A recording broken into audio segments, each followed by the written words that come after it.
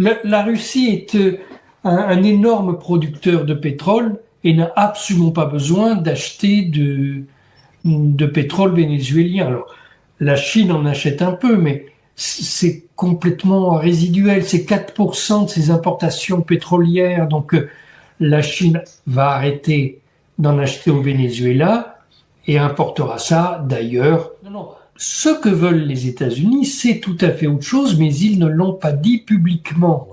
Le problème, c'est que le problème pour les États-Unis, c'est que le Venezuela soutient la résistance libanaise, le Hezbollah, et l'Iran.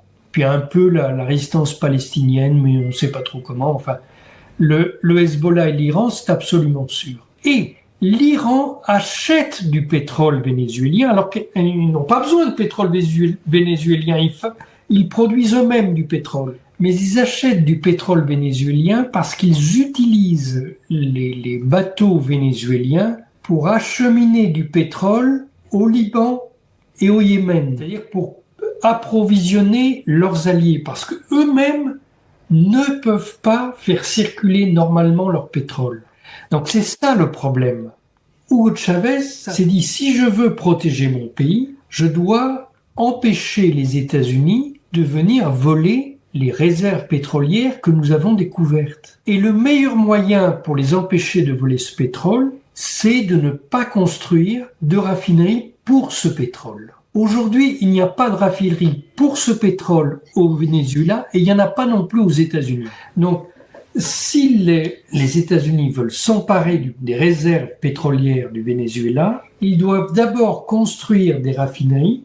Ça va leur demander au moins 7 ou 8 ans. Et avant que ce soit rentable, il faudra une quinzaine d'années.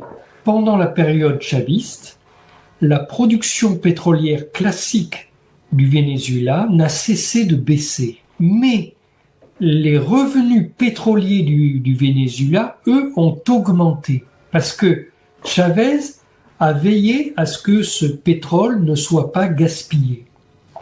Il y avait un système de corruption absolument invraisemblable. On pompait du pétrole et il disparaissait. Nicolas Maduro n'a pas réussi à remettre les choses en place parce qu'il y a eu une fuite des ingénieurs vénézuéliens, mais aussi parce que par la suite, il y a eu un exode massif des Vénézuéliens. Il y a 8 millions de Vénézuéliens qui ont quitté leur pays. Ils ne sont plus là. Donc, il y a un effondrement des capacités pétrolières de ce pays. Aujourd'hui, il n'utilise ces capacités pétrolières qu'à environ 5%. C'est rien du tout.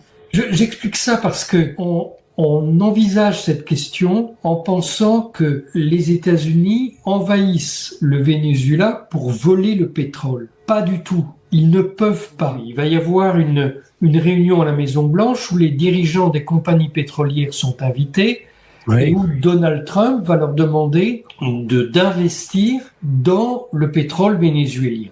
Alors s'il arrive à avoir 90 milliards de dollars, ils pourront rétablir en quelques années les anciens puits de pétrole de ce pays. Mais il leur faudrait 180 milliards supplémentaires pour arriver à commencer à exploiter le pétrole lourd qui est là-bas. Donc de toute manière, tout ça, ça se fera dans une quinzaine d'années, mais pas avant. Par contre, ce que Donald Trump veut, c'est contrôler les exportations de pétrole vers l'Iran. Il va y mettre fin tout de suite.